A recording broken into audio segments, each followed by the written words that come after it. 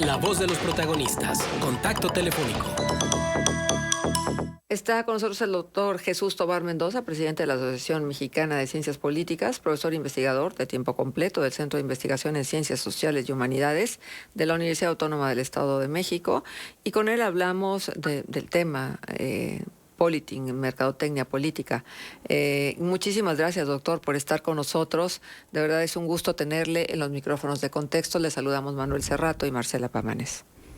Hola Manuel, Marcela, un gusto estar con ustedes, a su disposición. Muchísimas gracias. Doctor, buen día. Pues este tema que usted va a abordar en el marco de los festejos de la Facultad de Ciencias Políticas y Sociales de la Universidad Autónoma de Coahuila, 50 años nada menos, es un tema que recurrentemente abordamos en un estado como el nuestro, que anterior al movimiento del calendario electoral teníamos una elección cada año. Y entonces era forzoso y necesario que se hablara de la mercadotecnia política y de lo que ha venido sucediendo en torno a los procesos electorales y el papel que ha jugado la mercadotecnia política en todo ello. ¿Cuál es el momento que vive la ciencia política desde el aspecto de la mercadotecnia en relación al momento político que vivimos en el país? Bueno, muy interesante tu pregunta, Marcela. Hay tres aspectos que han modificado radicalmente la forma de comunicar y captar votos. Un primer aspecto muy obvio para todos nosotros es la pandemia. La pandemia nos obligó a aislarnos y a utilizar intensivamente la red. Así es que todo lo que ocurre ahora en términos de información, y por tanto los candidatos se abocan a ello, en dar información, es a través de la red. Ahora mismo esta entrevista se está haciendo a través de una red. Esto nos obliga a replantear lo que antes era muy clásico en las campañas, el trabajo, digamos, de suelo, de piso, las visitas personales, la movilización por las calles. Ese es un tema importante.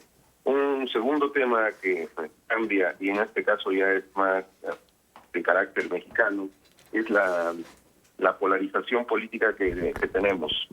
Eso ya ya cambia un poco la pluralidad que antes existía en México en términos de actores.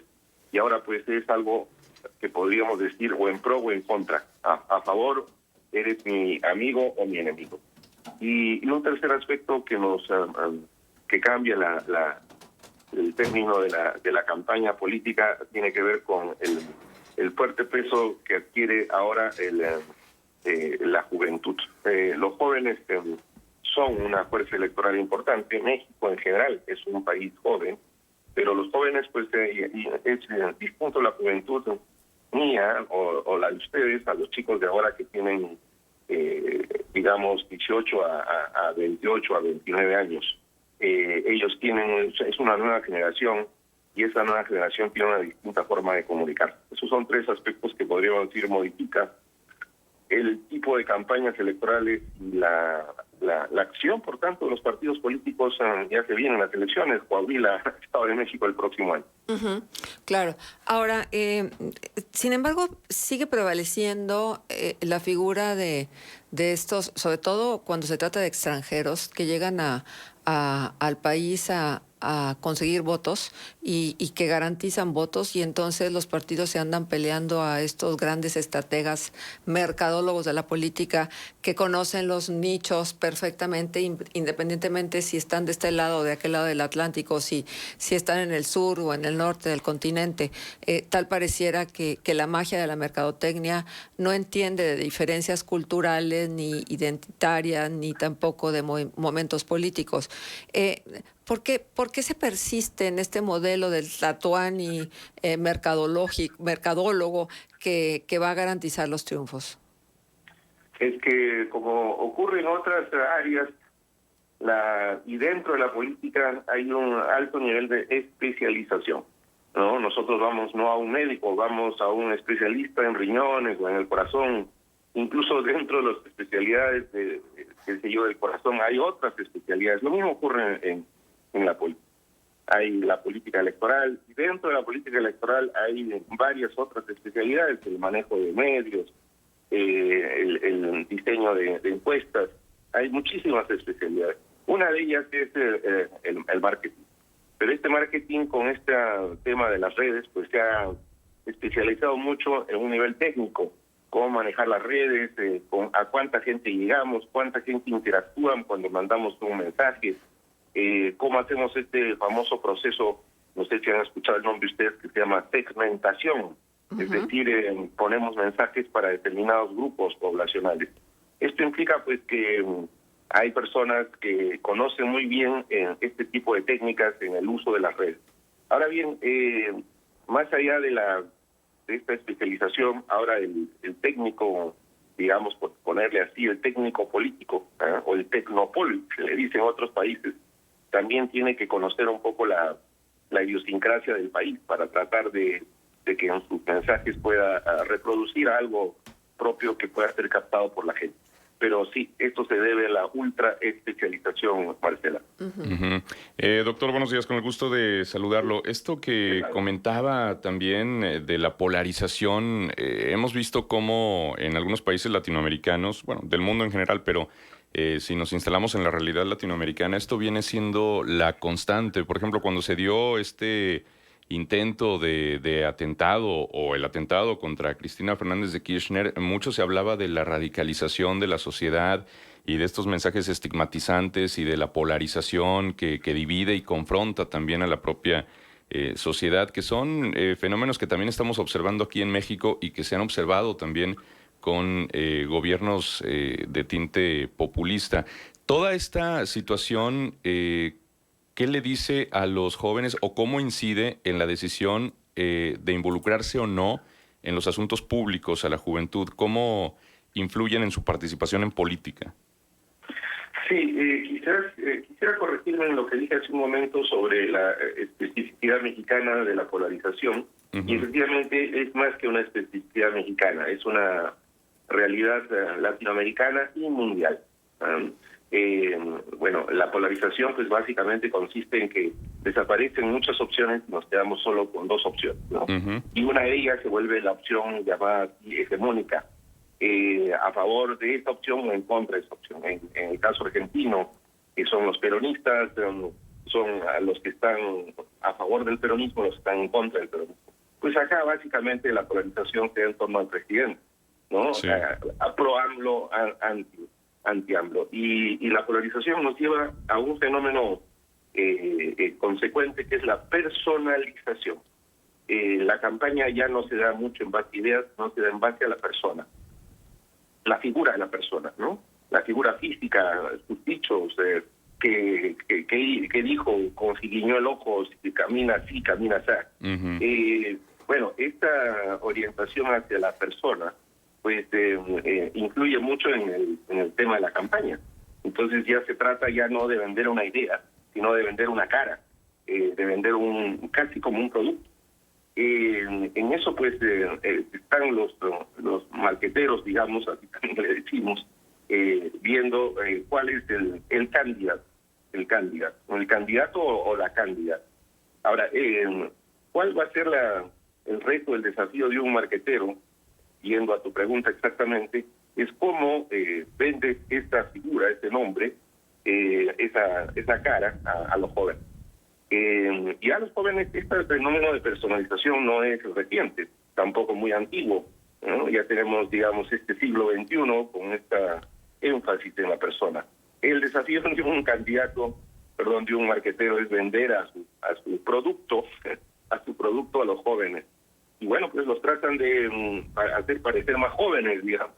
Pero bueno, hay distintas técnicas por las cuales podemos vender este producto a los jóvenes de una campaña electoral. Ese es el desafío, estimado Manuel. Sí, ahora también, digamos, este reinado de la imagen y de la forma quizás sobre el fondo. También vimos hace unos días cómo Silvio Berlusconi, con todo y lo que ha representado su figura, no solamente su incursión en la política, sino su figura con todos los escándalos que también tiene detrás, pues que incursionó recientemente en TikTok, ¿no? Y él en el primer mensaje, en el primer TikTok, decía, bueno, es que esta red la usan más de 6 millones de jóvenes, más del 70% tiene menos de 30 años, una cosa así, digamos, de contexto del uso de TikTok, y que por eso para él, a sus más de 80 años, era todavía importante llegar a los jóvenes a través de esas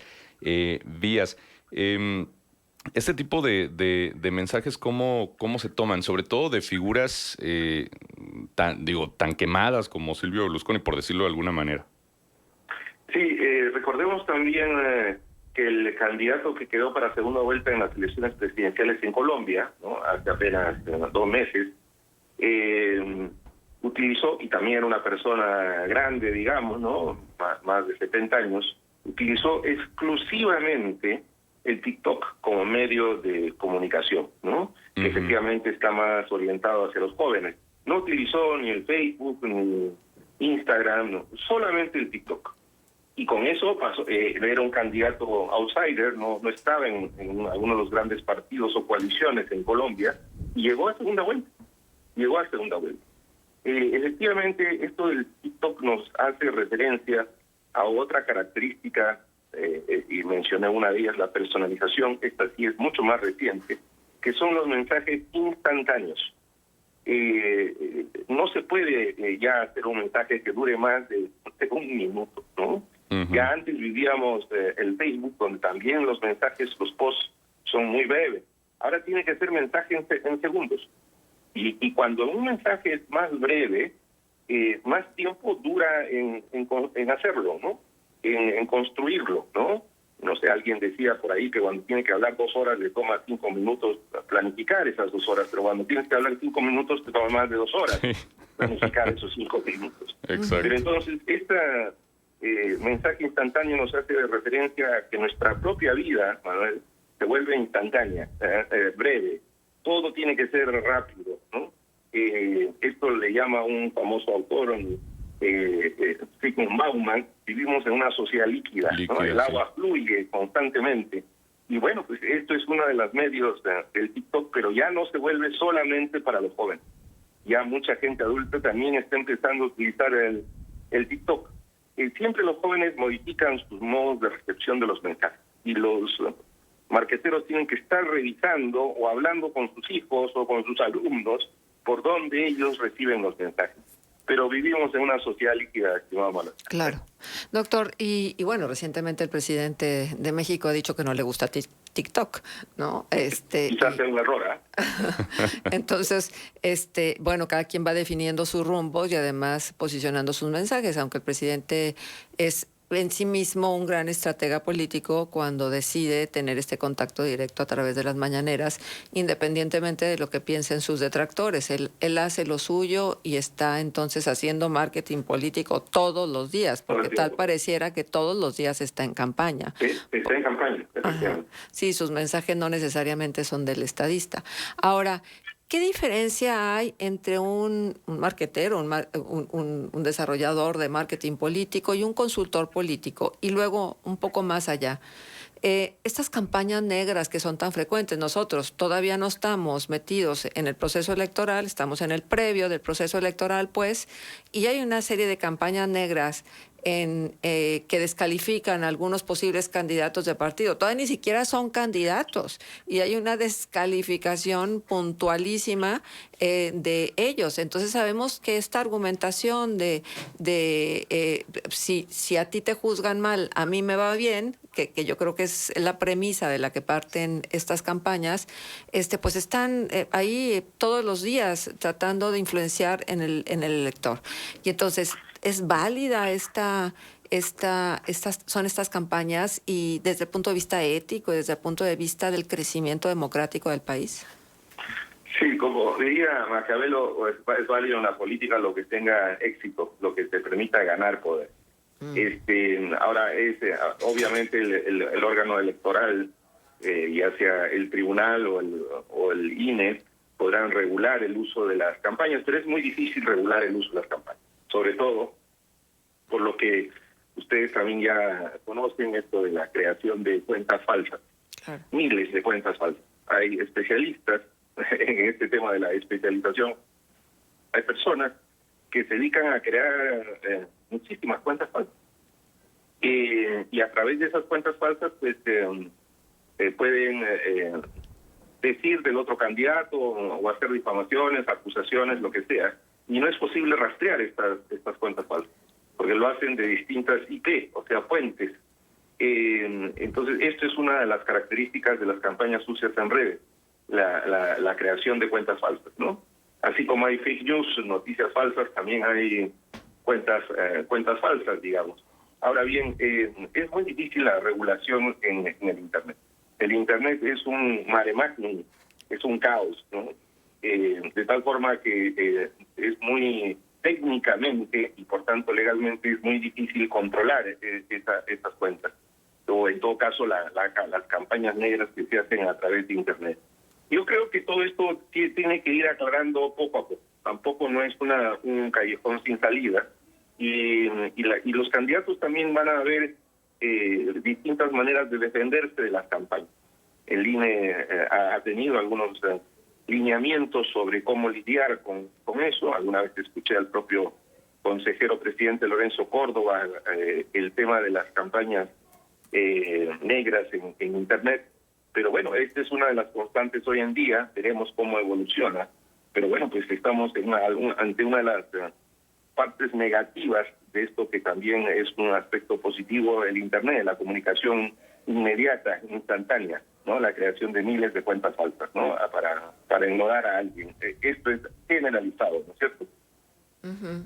Exacto, exactamente. Y bueno, ya exige una puntualidad en todos los datos. Las estadísticas en el marketing político, ¿qué papel juegan? Porque aquí mismo en la ciudad, en el estado, en México, hay grandes expertos en estadística política y sin embargo siempre se prefiere al consultor que viene de fuera.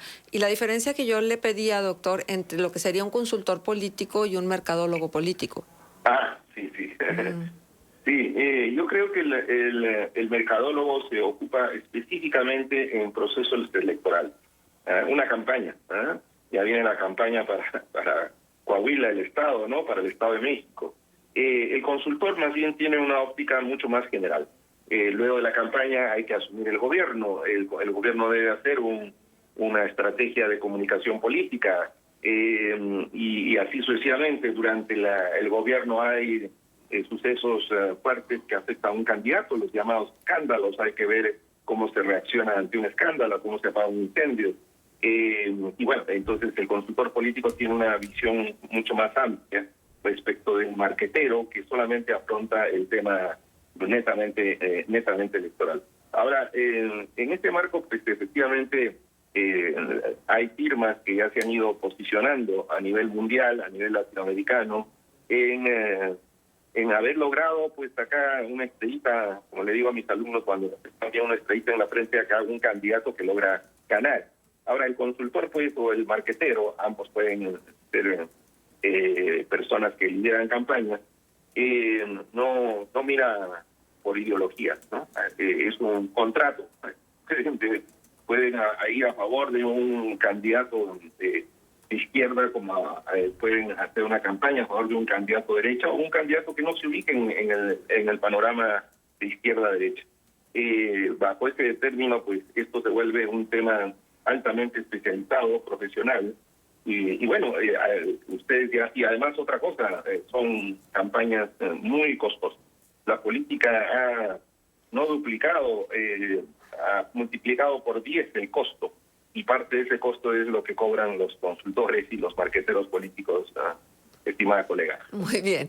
Pues ha sido un verdadero gusto poder conversar con el doctor Jesús Tovar Mendoza, presidente de la Asociación Mexicana de Ciencias Políticas, bueno, con un currículum impresionante y bueno, nosotros nos vamos a permitir guardar el contacto porque se avecinan tiempos políticos electorales donde vamos a necesitar las voces de expertos, como es el caso del doctor Jesús Tovar. Muchísimas gracias. No, a ustedes, y en cualquier momento, por favor, estoy a vuestra disposición. Muchísimas gracias, doctor. Gracias, doctor. Fíjate que me están enviando, a propósito de los expertos en la revisión del tema político electoral, una gráfica de cómo está segmentado por rango de edad el estado de Coahuila de acuerdo a la lista nominal. Fíjate, hay un dato que me saltó inmediatamente, digo, tengo que revisarlo con más precisión, pero fíjate, la población de 40 a 44 y de 45 a 49 reúne el 19.03% del listado nominal. Okay. La población de 50 a 54 y de 55 a 59 reúne el 15.27% del listado nominal. La población de 60 a 64 o de 65 o más reúne un total de 17.20% de la población.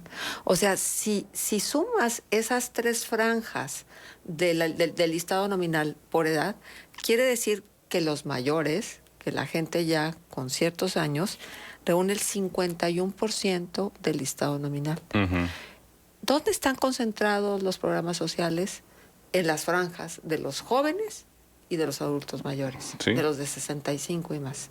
Entonces, ahí es el entresijo, ¿no? Y cómo tienes que traslapar un dato y otro para poder entender la dinámica de las decisiones político-electorales que en un momento dado pudieran favorecer a cualquiera de los que se postulen para los cargos. Entonces, se me hace súper interesante, por eso el desglose, más allá de la generación de contenidos, que a eso se dedica también muchos de los marqueteros, que ya le vamos a adoptar el concepto.